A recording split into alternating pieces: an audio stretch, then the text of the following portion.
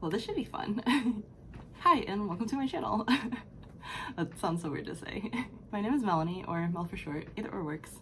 I'm 24 years old, and I currently run my own business called Melagrumi, where I specialize in amigurumi or crochet plushies. I first learned how to crochet back in elementary school, like 5th grade.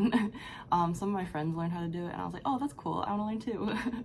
So I only really knew like the basic motions. I didn't know any of like the technical terminology. I couldn't even count my stitches properly. So clearly I was very bad at it. And I only stuck with it for like a couple months, and then just put everything in a closet and never looked at it again. But I always thought amigurumi was pretty cool. Just making plushies out of just yarn and stuffing, like, was really cool. So I always like had that as a bucket list item. Fast forward to 2021, I graduated from UNC Chapel Hill. I moved back in with my parents, and I started my full-time job in June. And after transitioning to that part of my life for a couple months, I like thought to myself and was like, wow, is this what post-grad life is really like now? I feel like no one really warns you about the transition to post-grad life and just learning what to do without school. I personally had a really rough time transitioning to that and like figuring out, okay, what do I do with my time now that I don't have to worry about like school and homework and exams? So I was just trying to figure out things to do, and then I thought about doing amigurumi again and was like, you know what, if I don't try it now, when will I ever? So I picked up the same yarn and hooks from 10 years ago, looked up a YouTube video, and actually made my first amigurumi. It's right there, let me go grab it. Behold, the very first amigurumi anything I made. Yeah, it was actually pretty cool. Like, after doing the video and seeing the finished product, I was like, wow, this actually was not that hard. So I made a few more octopi for family just to show off my skill. Then I found some other patterns to try out, bought more yarn, and decided I wanted to share my creations with the world and post on Instagram and sell them online. I made my own crochet Instagram, started an Etsy store, and it's been honestly a wild ride since after almost like 2 years.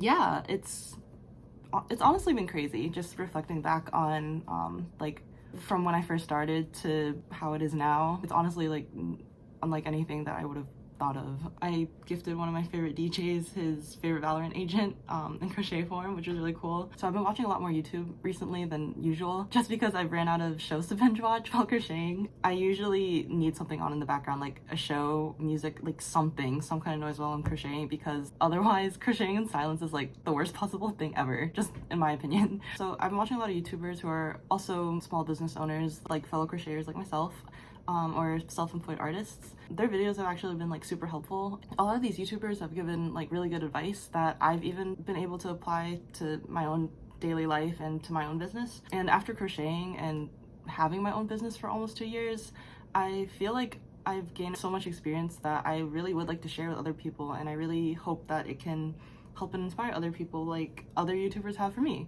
So yeah, I really hope that these videos can be super helpful for anyone in similar circumstances who like crocheting or who are trying to figure out how to run their own small business, because it's a lot of work.